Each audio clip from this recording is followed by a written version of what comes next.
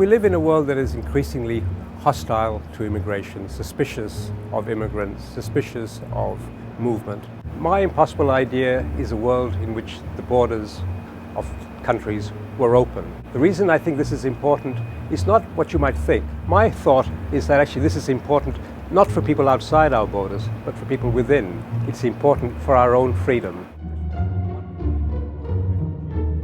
Too much of the debate about immigration has focused on the question as if it's simply a matter of trying to figure out how to keep people out, and that therefore the issue is border control. This is a mistaken way of looking at things, because immigration control is really not just about protecting the borders. It's really about determining what people can do once they've crossed. Most governments don't want to stop people coming into a country.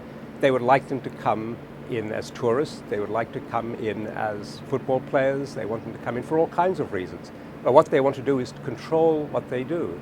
I think the implication of this that has to be confronted is that controlling these people who are regarded as outsiders requires also controlling people inside your borders. It means that if you want to say that people coming from the outside can't work, you have to enforce this not only by controlling would-be workers, you've got to control would-be employees. You've got to check up on them, you've got to regulate them, you've got to monitor them. You've got to tell people that they can't rent to these people, in which case you're going to turn your landlords into agents of the state. They will have to check the visas of would-be workers or would-be renters. Now, all of this means that your focus in controlling immigration is really, to a much greater extent than people have realized, a focus on people within your borders. Joseph Cairns has a very famous paper defending open borders, in which he points out, quite rightly, that borders have guards and guards have guns.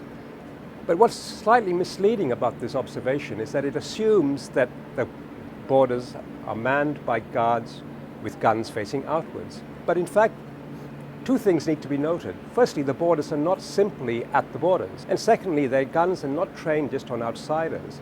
They're actually trained on everyone.